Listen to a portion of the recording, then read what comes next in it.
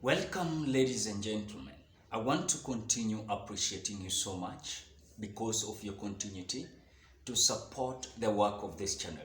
Now, mixed reactions among Kenyans as High Court drops Waititu's case and Waluke jailed for 57 years. Emerging sources state that Sirisia Member of Parliament, that is John Waluke, has been sentenced to 57 years in prison or a 2 billion Kenya shillings fine. This have happened, of course, after he was found guilty of obtaining money through deceptive means. As you may recall, Honorable John Waluke is a prominent politician on the Azimio side.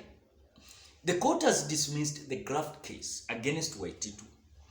Recall that Ferdinand Waititu, the former governor of Kiambu, was impeached while he was still in office because he was allegedly accused of embezzlement money from the government due to the lack of sufficient evidence to support the claims that Waititu obtained his money through graft. His case has been withdrawn. According to Philip Etale, on ODM or on Orange Democratic ODM Party, expressed his thoughts on this issue on his Twitter page. And this is what he's saying. Spot the difference, but wacha tunyamazi tu. And he related the issue of John Waluke and of course Ferdinand Waititu. He asserted that it might be unjust, saying that they will be watching what is happening right now and that will happen after. Kenyans have also encouraged the courts to avoid favoring or siding with anyone in a fight against corruption. So according to my opinion, I want to say something that is very critical. At times you may not understand this is reality. I have realized that since then, William Samoei has captured the attention of court. In fact, his allies, whom they were being accused, and even the charges was placed over their cases. Now their cases are being withdrawn.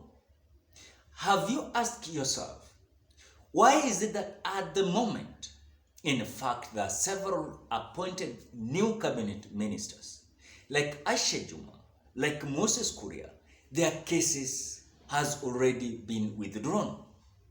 It means that indication that we are receiving now is like the court is not going to do whatever they are expected to do. And that is the reality. You might see it like it is favorism. According to me, it is like that. But in terms of delivering justice and democracy, the Kenyan court currently are not legible to give out what are expected of them. And that is why you see people like Ferdinand Waititu, the former governor of Kiambu County, that was charged with allegations of misappropriation of public resources. And in fact, there are certain, I want to say certain properties that was to be sold to refine the government of Kiambu County. But after that, when William Samoei has taken over, his close allies are being released from the cases in the court. Why is it at this moment? And the other time we say it very clear. When William Samoei started saying at that day of swearing in ceremony, saying that the first thing that he was going to do was to appoint those 6 judges that Uhuru Kenyatta did not appoint them. And in fact, the next day after the swearing ceremony, William Samoei signed their names and they were sworn in that day. So after that, in fact, there's certain also a scenario that William Ruto promised the court and judiciary at large that he was to give them 3 billion annually. Then the other time I asked you this question, how did William Ruto knows that every year the judiciary will need 3 billion Kenyan shillings? In fact, it might be more or less. So this issue of William Ruto to cooperate with the judiciary is just capturing the attention. And that is why so far so good. You can see the direction that the court is taking Kenya. It means that even today you have a case, there's no need to go to court because the attention have been captured. And in real sense, if you are a close ally to William Ruto, it means it is likely for you to be withdrawn from the case. I want to say that there are several more close allies of William Ruto. They are having a lot of cases. And that is why some of them knew that if William Ruto was going to win this election, everything was going to be smooth. Aisha Jumwa's case about misusing the CDF of our constituency, and also the allegation of killing the ODM supporter. This was a case that was already been ruled and charges was placed. So the question that we ask ourselves, why did Aisha Jumwa was not charged? Then the same Moses Kuria, a lot of allegations. I have received the message yesterday that the cases that Moses Kuria was having in court has been withdrawn.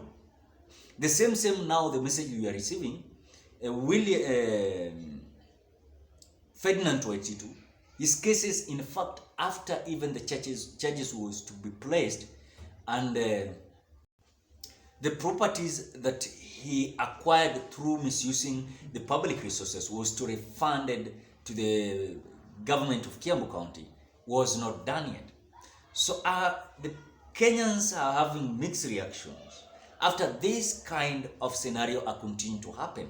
It means our court is dead. There's nothing like court. There's nothing like judiciary, because even that just listening.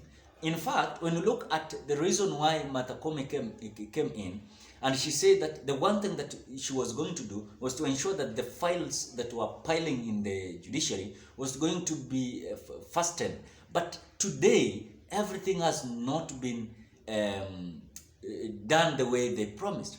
So ladies and gentlemen, what are your thoughts towards Waititu's case withdrawn despite of being directed for charges?